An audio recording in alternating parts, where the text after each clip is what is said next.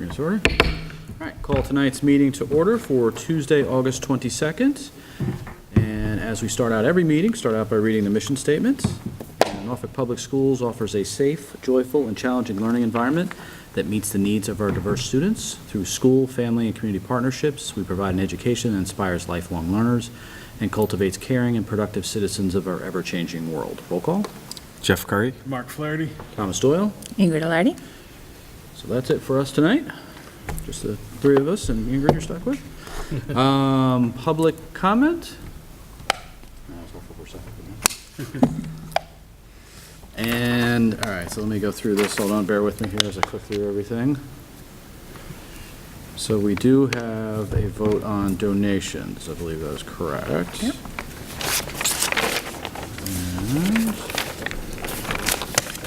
And that is, hold on, what's the number here? School gift fund, where am I seeing the amount? Keep going down. Keep scrolling. There we go. All right, so actually we've got a fairly large one. So this comes from a number of sources. It totals $9,083.90. To break that down further, some from Christy Poggi is $785 for a MacBook from Mr. Foraker. Norfolk PTO, provided 5 different donations in varying amounts ranging from $550 to $2,000, just over $2,000. And those are for various things, chorus stipends, Lowe's grant, field day and playground, student council teacher stipends, and let me see here, and then Club Glow, more for field day, more for play, so forth.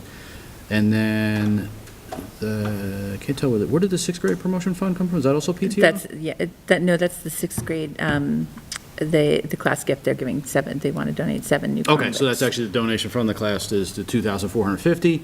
And then finally, from TerraCycles USA, is a donation to HOD for $673.90. So in totality, those gifts total $9,083.90. Do we have a motion to accept those? I make a motion that we accept these generous donations. Okay. Do we have a second? A second. All right. So no further discussion, so all in favor? Aye. Aye. Okay, done. All right, moving on. Let's see, what do we have here? Membership list. So we had, you had asked for a legal opinion about how many members we could have serving on each subcommittee, and the response from council was 2. And if the school committee chair is one of those members, as a voting member, we can only have 2, including the chair. So we have a couple of subcommittees that we had planned on having 3 members of, that we have to revisit and look at. That would be the budget subcommittee, the superintendent evaluation subcommittee. We may want to table that since we don't have the full committee here tonight to vote on the budget subcommittee membership. Yeah, How that you probably wanna makes handle sense, that? just because the 2 interested parties are not here. Is everybody fine with that? We'll just wait and figure visit in October. We don't generally start that committee until November anyway, so we have time. So, yeah, no harm with that.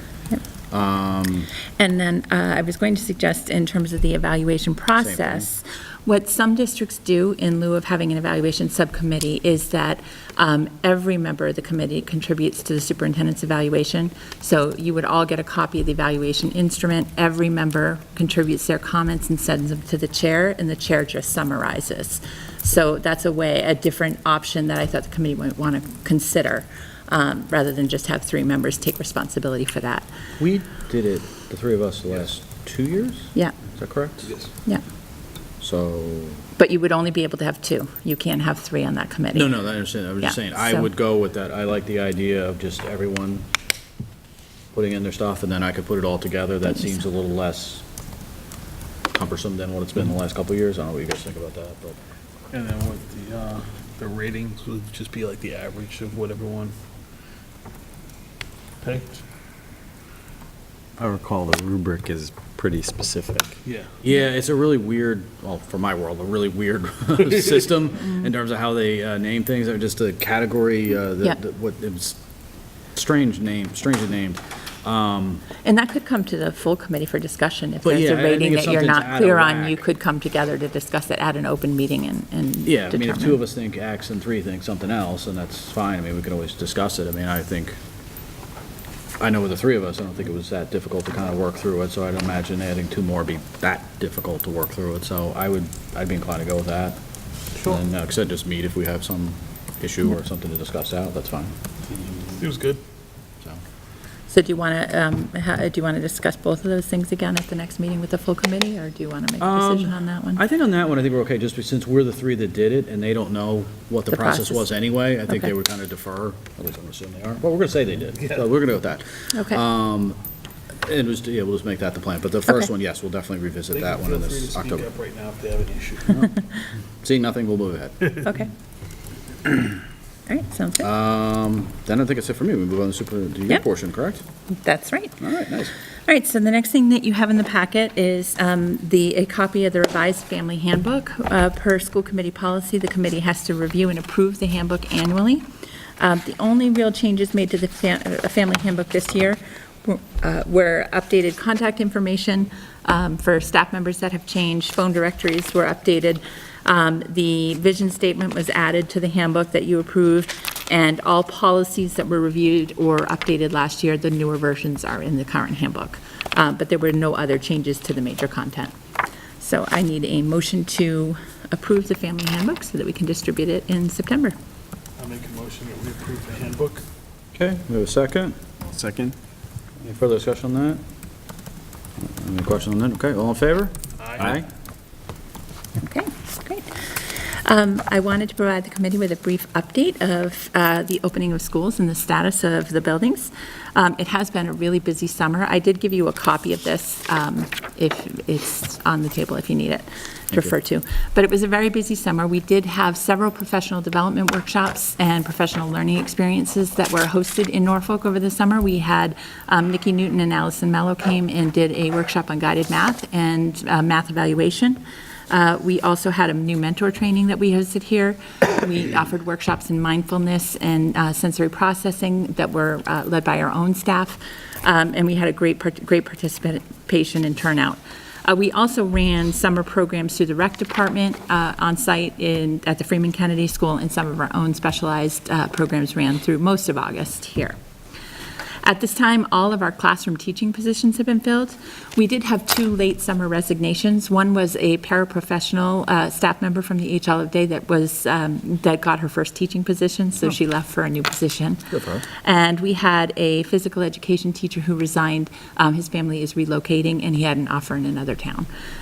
So those were 2 late summer resignations. I actually hired a new physical education teacher this morning. I think he's going to be fabulous. His name's Kevin Thomas, so he'll be starting with us. And we are just concluding interviews for the paraprofessional positions. We did have some new students move in, so we added another paraprofessional staff member. So we have 2 open positions. We do have recommendations from Dr. Tupper for candidates that I'll be seeing and hopefully hiring this week. Great. As far as building maintenance, at the H. Olive Day School, because we didn't have any summer programs located there, the building's been thoroughly cleaned. It's ready to open. We've had teachers coming in to set up classrooms, get them ready for students.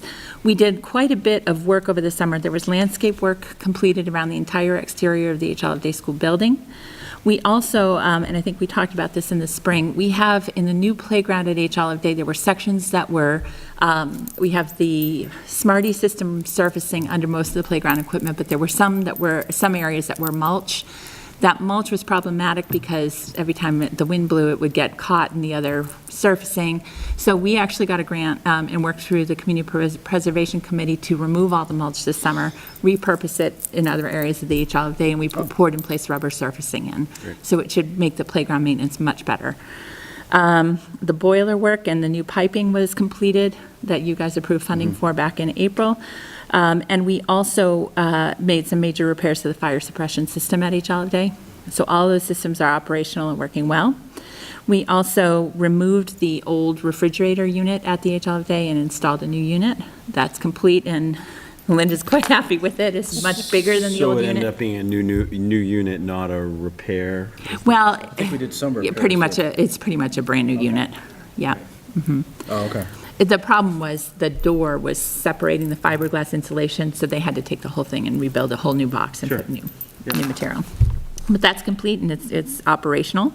And we also purchased a storage container that is located out by to the right of the H. Olive Day School where the dumpsters used to be. It's a storage pod. We have a lot of equipment, primarily for our preschool, that isn't used year-round, and we have no storage space in that school. So that allowed us to move a lot of things off-site and kind of clear out some of the storage space in the building. At Freeman Kennedy, again, the summer programming ran through July and the beginning of August, so they are still in the final stages of cleaning this building. It's mostly done, but there's some hallways that we still have to put final coats of wax and things on, but it will be ready by the end of the week. The gym floor was refinished in-house again this summer and is complete, looks great. You can take a look if you want on your way out. And we also did quite a bit of landscape work around the exterior of the building, so you probably noticed that when you came in. Well, the parking lot lines were repainted too on Sunday. I Yes. saw. Yep, parking lot that was done by DPW, yep. Oh, it looked Yep.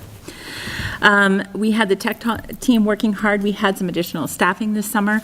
They had to move quite a few smart boards into new classrooms. As you know, we have 7 kindergarten, first and second grades next year, so we had to do some classroom relocation at the H. Olive Day.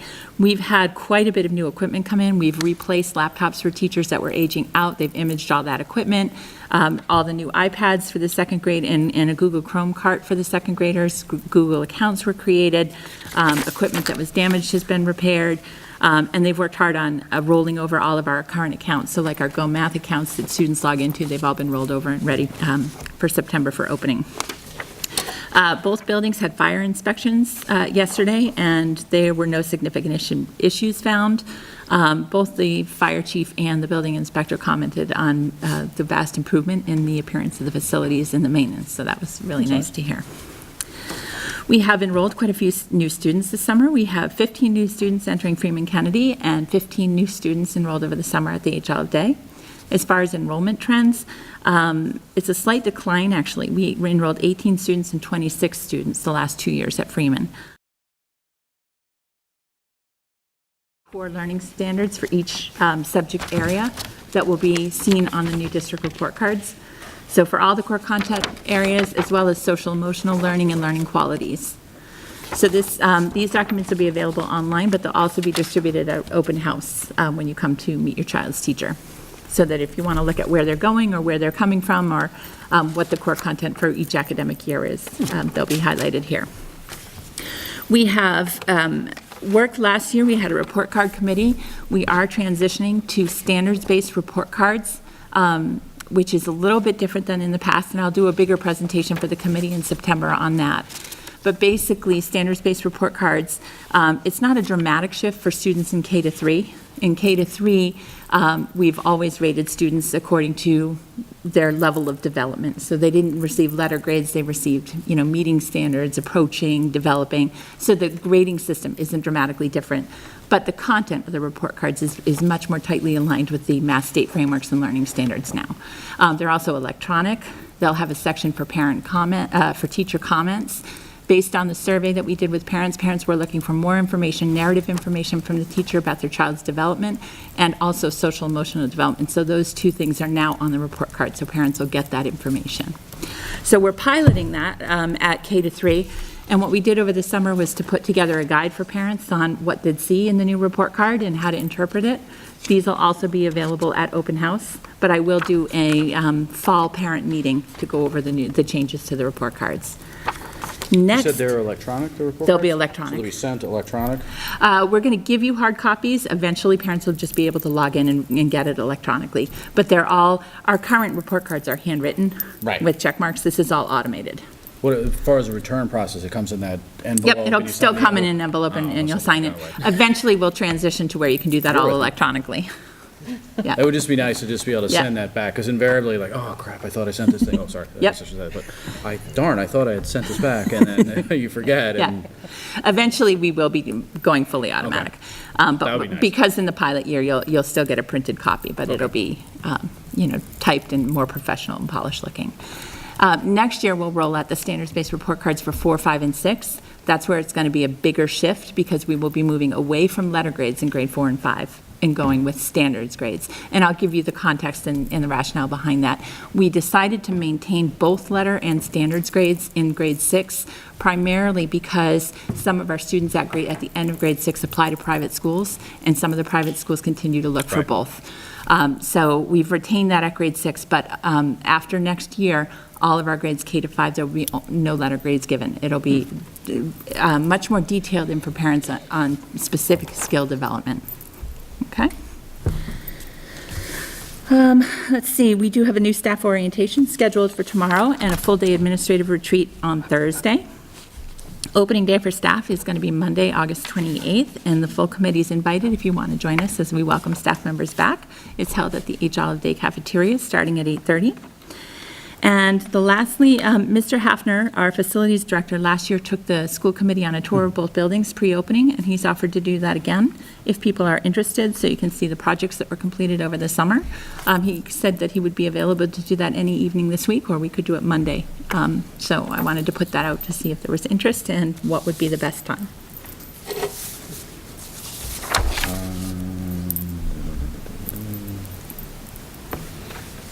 You guys go? Our wedding anniversary is Monday, so. So You're not good- Monday. You're good for Monday. Monday the 20th, Based on the Paul Cochran approach, you just do stuff, right? It's fine. I'm actually babysitting for my ex-girlfriend's kids on the 28th. He said he could do something, this week if it worked for people. We could do like Thursday or, whatever. I'm not going to be free, I know that. I don't know enough to commit right now. I think I can one of the nights. I just Okay. don't know. I can just get with him independently though, right? Yeah, he said he could take people independently too if you wanted to schedule a time or if we could do a group. Thursday night. Do you want to say 6 o'clock Thursday night, and then whoever can make it, and if not, you can touch base with Matt? Yeah, how long do you think? I can do probably about like I think it'll be no more than that, yeah. Thomas, I'll send you an yeah, invitation. you're good with this. Okay. Yeah. Okay. That's fine. Probably meet here or at Start at HOD? Freeman. We'll meet at Freeman, we'll do the building here, and then we'll take a quick run over to H. Olive Day. Yeah, that's fine. That sound good? Because that was really cool last year. That was great. It's nice to amazing see where the, difference. Yeah. resources are spent and what, what the status is. So I will let Matt know, and we'll send invitations to Paul and to I'm looking forward to seeing the Jeff. fridge, I'm not gonna lie to you. It is pretty cool. It looks good. Nice. Yeah. Awesome. All right. Staff changes and hires. We have hired quite a few new teachers. In the next section, Exhibit 3, you have an outline of that. Robin Brightman was hired. She's a board-certified behavior analyst, and she's an analyst, and she'll be working at the Freeman Kennedy School. We hired a new specialized resource teacher, Julia Fredette, who will also be at Freeman Kennedy. Marianne Hart, who has been a district employee and an assistant in our kindergarten, has been hired as the new grade 1 classroom teacher. And another current employee, Tanya DeGuerre, who has been a building sub for us as well as an instructional assistant, was hired as a new grade 2 classroom teacher. We have several shifts. Tracy Trombert and Robin McFadden, both current third grade teachers, are transitioning and going to be looping with their classes and teaching grade 4 next year. Tom Cavanaugh will be returning from grade 5 to grade 6. Lynn Kelty will be moving up from grade 1 to grade 2. Jackie Buckner, who was a specialized resource teacher here at the Freeman Kennedy, is transitioning to a pre-K classroom position at the H. Olive Day. Jill Levy, one of our current pre-K teachers, is transitioning to a specialized resource teaching position at the H. Olive Day. And Rachel Fuller, one of our SAC employees, is transitioning to be an ABA instructional assistant at the H. Olive Day. We have several retirements and resignations. Ann McKenzie, grade 2 teacher, retired in June. We have Caitlin Fox, who was a resource room teacher here who resigned, is relocating to Vermont. Shannon McDonnell, who was a permanent building sub here at Freeman Kennedy and did a great job for us, was offered a full-time teaching position in another district. Julianne Perry, one of our assistants, also was offered a full-time teaching position. And Marcus de la Vega, as I mentioned earlier, our PE teacher is relocating with his family to the Cape, so he will not be here next year. Kevin Thomas was the teacher I hired today to replace Marcus. And then that's it as it stands. We do have those 2 open positions. Okay. All right. The next thing I have for you is in June, at our June meeting, you approved the school calendar. We were waiting to complete the work of the report card committee to put in the end-of-term dates. We were deciding whether we were going to go with quarters or stay with the trimesters. The committee decided to stay with the trimester reporting schedule, so I just need the committee to vote to approve. We put the terms in. They're very consistent with last year. They're balanced so that there's the same number of days. There's one term that's slightly longer. It's term 3, but we lose 2 weeks of instructional time with MCAS testing, so the terms balance out evenly. So I just need a motion to approve the end of term And that and the would be the- revised calendar. You'll stay on that plan as far as going Yep. forward? It won't just be next year? Nope, it'll be going forward. Motion on that? I make a motion that we approve the calendar. Second? Any further discussion? Okay, all in favor? Aye. Great. Okay, the next thing in your packet was, we have a new strategic planning committee. It's a pretty broad membership. We have classroom teachers, we have some of our administrative staff, we have some of our secretarial staff, paraprofessionals, and we have parents on the committee. We have been working. We started with completing a SWOT analysis, so looking at the district's strengths, weaknesses, opportunities, and threats. That's a very data-driven process, so we looked at our achievement data, we looked at the district baseline and benchmark report, we looked at information from outside audits, we looked at results of the parent and the staff strategic planning survey. So we took all of that data and we analyzed it, and we developed this district SWOT, which I included in your packet so you could see what the data showed were strengths, weaknesses, and challenges for the district. Based on analyzing the results of the SWOT, the Strategic Planning Committee developed a proposal for 4 goals that would sort of drive our next strategic plan. And the goals are written to address some of the areas that we saw are weaknesses and also leverage some of our strengths and help us move forward. We met again today as a strategic planning committee, and we made some revisions to the proposed goals. So you have a hard copy in front of you that reflects the current revised goals. I wanted to kind of walk through those goals, and then I wanted to look for the committee to vote to approve the goals. Once we have the goals approved, we'll move forward to the action planning phase. So the major areas of focus that came from the SWOT, there's 4 basic overall categories: communication, curriculum, professional development, and social emotional culture. The goal we're proposing for communication is to develop and implement a multi-tiered communication strategy that promotes timely, comprehensive information sharing among students, staff, and families. The curriculum goal is to provide an engaging curriculum that incorporates personalized learning opportunities, fosters innovation, empowers students to share ownership for their educational growth, and promotes optimal achievement and outcomes. Professional development is to expand opportunities for professional learning and collaboration that inspire and challenge educators to pursue excellence in delivering instruction that maximizes learning for all. And the social emotional goal would be to foster and enhance an inclusive, safe environment that supports and nurtures the social emotional health and well-being of students, staff, and families, and promotes social and civic responsibility. Any discussion, questions? Thoughts? I'll jump, love the communication one, as I have obsessed with over the years, so that is one I'd love to see. So just to work, so you said once these are agreed upon, and then they'll be fleshed out from here? Then Yes, as far so as once the actual committee process is? approves the goals, the next stage would be for us to take each goal, looking at the SWOT, which looks at where our weaknesses are within that goal, developing action steps that will help us address the weaknesses and move towards meeting the goal. So the next step will be outline the objectives and then a full action plan for how we meet each objective. Okay. Yeah, just for that one, I mean, I know that's jumping ahead, Yep. just for my opinion or 2 cents, would be definitely something as far as communication with an eye toward the, and I've said this before, the working parent. Working parent. Whether it's evening stuff or whatever the case was, I think there's definitely stuff from there that can be improved upon. And then just communication in general. I mean, as we've Yep. spoken about ad nauseum, that is step 1, job 1 type thing, so. Yep. As far Some of the as- things in the SWOT around communication that Yeah, led just us, glancing led through us that. to that goal were issues with the school website, Yep. calendar updates for parents, easier access to information, two-way communication. So the action items around that goal will try to address some of those things. I would just say of the feedback, and you guys jump in, but the feedback I hear from parents, typically, this is the first thing I hear. I don't hear curriculum-based conversation. I mean, I think they like the work that is being done. They're seeing Yeah. things are being done. They're satisfied with that. Yeah. And not to say people are not satisfied with communication. It's always, it's an ongoing, struggle's the right word, but Right. there's always something to it. I mean, I find the website cumbersome to go through and It even is. find stuff, and I know what Yeah. stuff is, and then other Yeah. people are ready to like pull their hair out.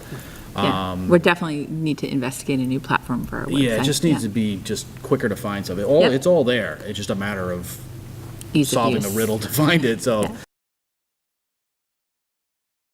Yeah. From the solid base curriculum that we have in Yeah, place. 'cause I mean, so much emphasis has been placed over the last few years to upgrade that. Yep. So I think you're right, then taking it to the next thing from there, and I think the items you mentioned, the gifted, whether foreign language, you know, that kind of Yep. thing, all that stuff Yep, is. and that's what we were thinking in terms Right. of the No, it's good. the curriculum goal. Professional development, obviously, is always an important thing. We've added some of that. That's improved. Yep, definitely I would say in the strengthened. time, in the years that you've been here, I mean, that's infinitely better than it was going back 4 or 5 years ago when it was gutted, essentially. Yeah. So that's always an ongoing thing. We'll keep trying for that.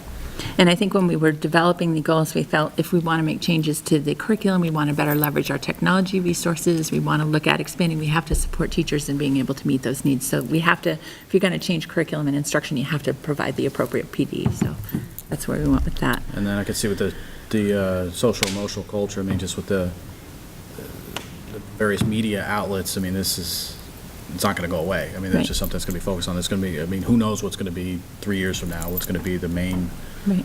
social media thing that kids are using or potentially being bullied on or whatever the case is. So that's definitely something to focus on. So, no, I think they're very good. I'm happy with it. Okay. So I need a motion to approve Is there a the, motion on those? I'll make a motion that we approve the draft goals. Second? Well, second. Any further discussion? Okay. All in favor? Aye. great.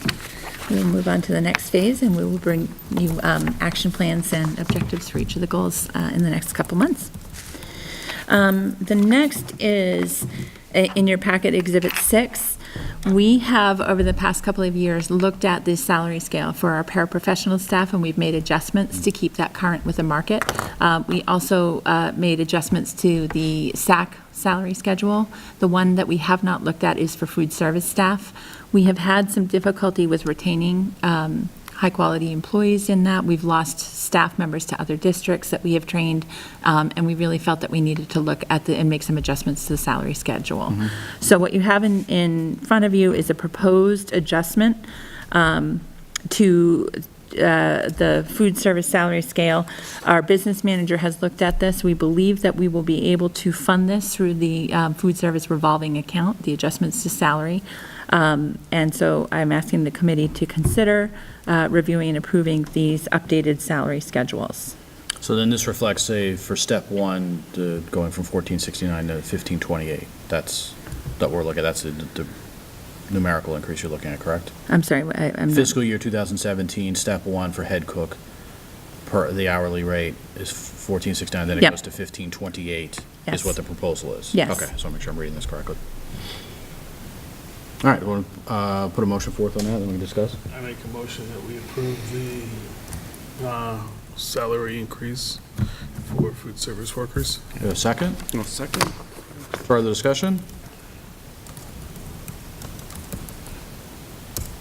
What, I guess, how did we arrive at these numbers? Were they?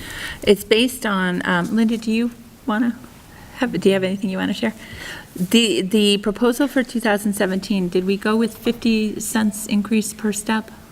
Or The step increase were a little like different. Some Okay. were 30 cents, some were 50 cents. Okay. Okay. It was like, different types of steps there.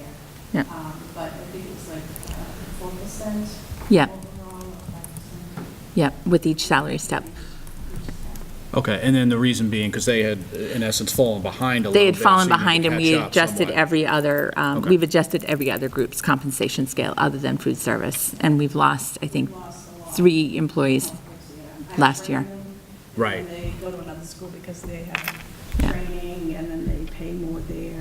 Yeah, it's far more expensive to replace them versus to. And it's hard to pay a replace bit. them. It's hard to find because they're part-time Right. positions, so. Yeah, you got a small pool to pick for, I Yeah. imagine, correct? Okay. So I believe, yes, so the 2017 proposal, I believe each of those steps is a 4% increase over what we had this year. It's about 50 cents per hour And Okay. the average worker, they only work about 15 hours, a week. Yeah, and we don't have full weeks that often. You know, That's true. it's a 3-hour workday for most of the girls except for the cooks. Okay. And then since, well, I think we discussed this at budget last year, the lunch revolving account had gotten much better the last couple it has of years. improved, yeah. So that's also helps as Yeah, far and as so that's funding where is. Todd felt that we could absorb the changes through the Okay. revolving. Do you have to change, within that revolving, do we have to change the cost of lunch, or are we going to leave that the same? No, as it's it going to stands remain right the now? same this year. Next year, we may have to go up because state regulations gives us an amount that we have to follow each Sure. year. So I think next year we may have to go up, like 10 to 15 cents. So a nominal amount. Do you know if, when was the last time it increased? The cost of lunch itself? I'm just curious. When I was here, probably about, let's see, 4 or 5 years ago, it's been $3 for years. Yeah, for the last Okay, several years. that's how I Yeah. remembered. I didn't know if it had changed at all. Okay, It's been so, a long time. We haven't had an increase. so I can't really think of any bill any of us get that has not gone up in 5 years, so, Right. okay. Okay. That's all the questions I have. Anyone else got any other questions? All in favor? Aye. Great, You're welcome. congratulations. Thank you. The last thing I have is just an informational update for you on the BICO Collaborative, which is a collaborative that we are members of. They send us quarterly updates. Again, the collaborative has had a very healthy financial year. Overall enrollment for all programs has increased, with the greatest enrollment being in the therapeutic and social emotional programs. We have added 2 new districts to the Bi-County Collaborative, which will also help us to ensure the health of the organization. Which The- districts?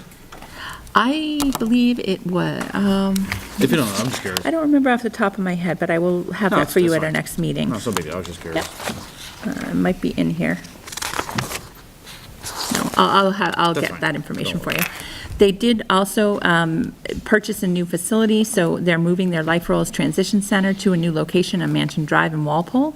It has significantly better facilities and resources for students.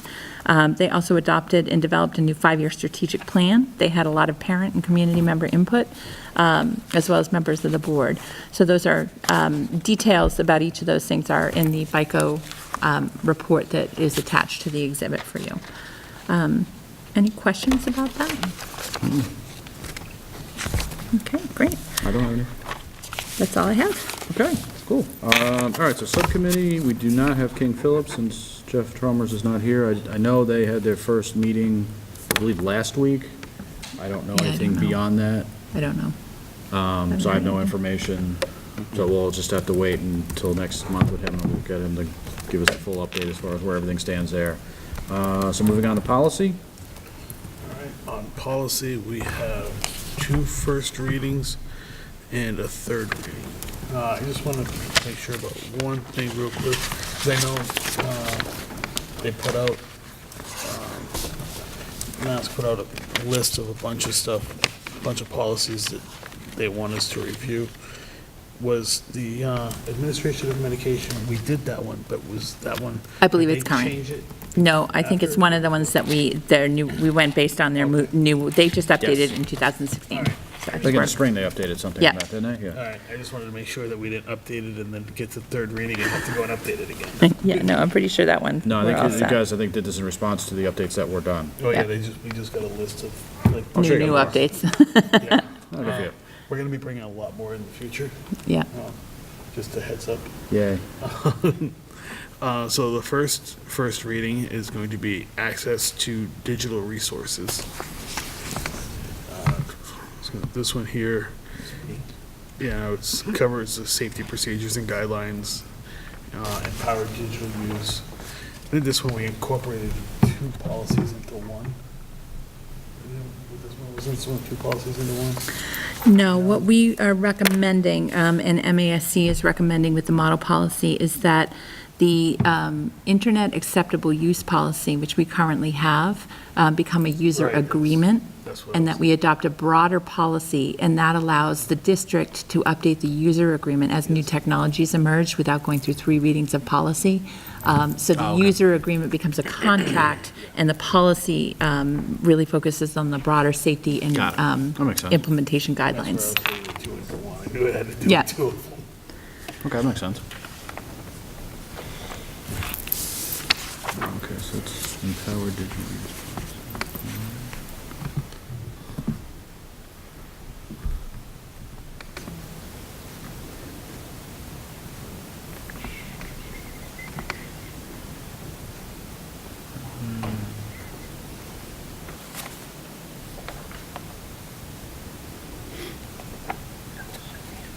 So this is lifted directly from MASC? Yeah, we went with their model policies That with works. limited Always changes. easier. Yeah. Okay. Next, first reading is going to be the empowered digital use policy. So this one is going to be covering the availability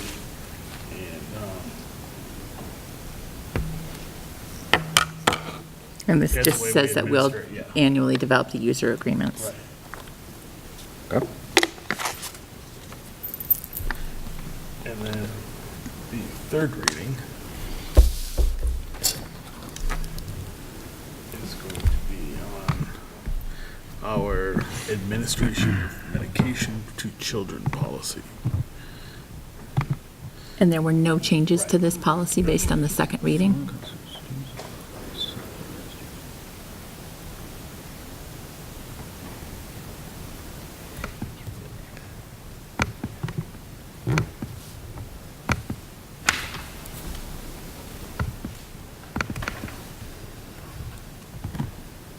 Okay, so say, for example, a student is here, it shows up with asthma, they have to just consult with the nurse and advise, I mean, you have to bring new medication in for them at the beginning of the year Yep. anyway, and then after that, then the kids are just, they'll take it as As their needed. parents, okay. With agreement of the nurse and the Right.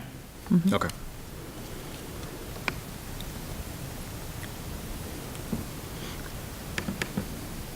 Yeah, that's a good change. Okay, we have a motion on that? I make a motion, can I make a motion about, yeah, sure. I make a motion that we approve the administration of medication to children policy. Second.